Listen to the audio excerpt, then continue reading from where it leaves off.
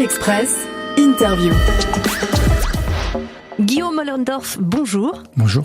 Tu es le traducteur d'un livre qui est sorti très récemment aux éditions Alia, qui s'appelle Der Klang der Familie, Berlin, la techno et la chute du mur. Alors avant toute chose, avant de rentrer dans le vif du sujet, peut-être que tu peux te présenter.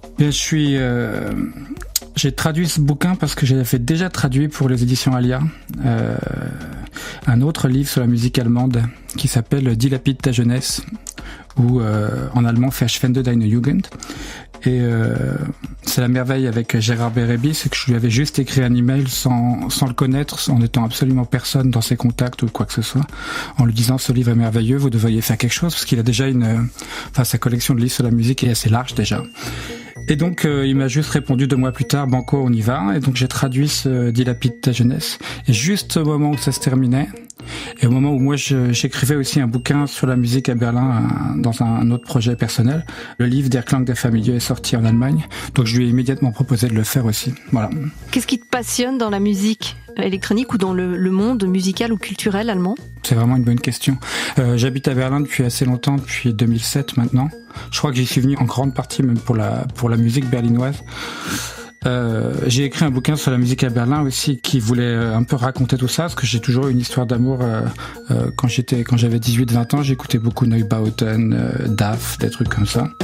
Donc il y a eu une sorte de suivi assez évident jusqu'à la techno.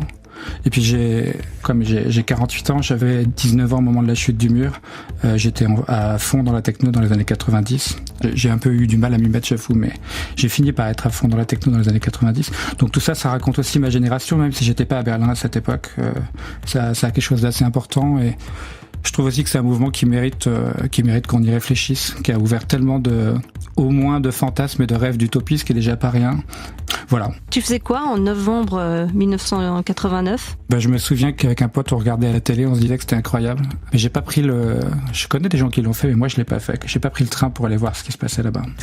Alors, ce livre, tu as dit, c'est une nouvelle édition d'un livre qui est déjà sorti il y a quelques années. Qu'est-ce qu'il y a dans cette nouvelle édition par rapport à la précédente ? L'iconographie a un petit peu été changée. Que je sache, ils ont rajouté des images qui sont bien collées avec le texte. Il faut voir que c'est un livre d'entretien. C'est des entretiens qui s'enchaînent sur des entretiens. C'est des gens qui parlent de leur vie avec la techno à Berlin et tout ça, et qui en parlent avec une voix libérée. Donc c'est bourré d'argot, c'est bourré de répétitions aussi, qui sont pas dues aux auteurs originaux, mais qui sont dues à la manière dont les gens se sont exprimés. Et j'avais peut-être un peu trop respecté le texte dans la première version, donc il y avait 2-3 choses que je voulais alléger. Donc voilà. Alors toi, tu es traducteur de ce livre, mais tu n'es pas l'auteur. Les auteurs sont Felix Denk et Sven von Thülen. Un mot sur ces auteurs, qui sont-ils ? Écoute, moi je les connais à peine, je les ai rencontrés évidemment au moment de faire le bouquin. Il y en a un qui est un DJ assez reconnu, qui tourne toujours d'ailleurs, mais qui était déjà DJ, il a dû commencer au milieu des années 2000 je pense.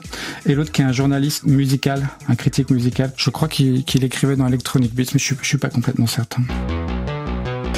Deutsch-Amerikanische Freundschaft, on résume ça par 3 lettres, DAF, l'un des groupes provocateurs des années 80 en Allemagne avec ce son New Beat, le titre Der Mussolini. On continue à discuter avec Guillaume Ollendorff, il a traduit un bouquin super intéressant qui s'appelle Der Klang der Familie, Berlin, la techno et la chute du mur. 3. Alors pour parler de Berlin précisément, est-ce qu'on peut expliquer comment cette ville est devenue un tel vivier artistique pendant la guerre froide ?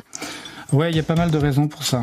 Un des paradoxes, en fait, c'est qu'elle est arrivée à un tel état de misère après la Deuxième Guerre mondiale et de destruction. Je crois que 70% du centre était détruit quand même.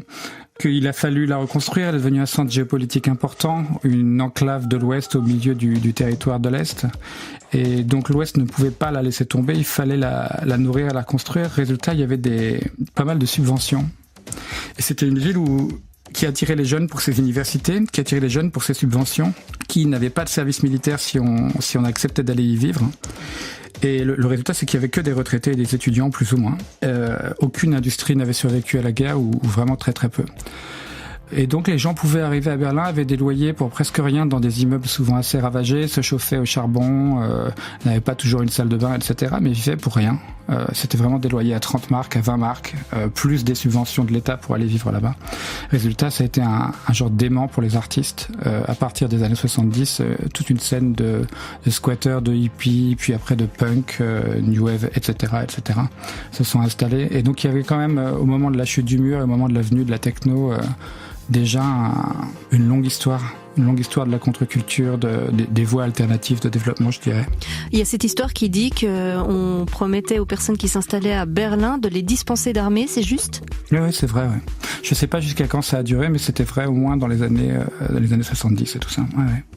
Alors, à la chute du mur, un petit peu plus tard, en 1989, à quoi ressemble Berlin au niveau culturel ? Mais alors, c'est un des paradoxes, c'est qu'il y a eu quelques années vraiment flamboyantes au début des années 80. L'époque de Neubauten, de Einstürzen de Neubauten, et ce qu'on appelait les dilettanten géniaux, die geniale Dilettanten. C'était toute une scène extrêmement punk, extrêmement joueuse, qui faisait de la musique avec des objets de récup, des petits films Super 8 qui vraiment en fait assumaient leur espèce de pauvreté totale et faisaient de l'art avec des moyens très pauvres aussi. Il y avait eu donc une grosse scène de fête autour de tout ça, puis Nick Cave était venu s'installer, il y avait tout un élan autour de ça. Mais à la fin des années 80, tout cet élan était un peu retombé, et à chaque fois qu'on lit des interviews, ils le disent d'ailleurs dans le Der Klang der Familie, c'était un peu devenu des jeunes très sérieux qui écoutaient de la musique gothique et qui s'emmerdaient en fait, et beaucoup de gens qui prenaient de l'héroïne, qui étaient au fin fond de la déprime. Toute la saveur en fait du Berlin Underground était un peu morte. Donc l'arrivée de la techno était aussi déjà célébrée comme un vent complètement neuf pour renouveler les énergies. Alors voilà, il faut s'accrocher pour le prononcer. Donc Einstürzen den Neubauten, l'un des groupes dont parlait Guillaume Ollendorf avec ce titre dit Interimsliebenden, quelques années juste après la chute du mur de Berlin. Demain à 9h30, on retrouve la suite de l'interview de Guillaume Ollendorf qui a traduit ce bouquin Der Klang der Familie, Berlin, la techno et la chute du mur. Pony Express.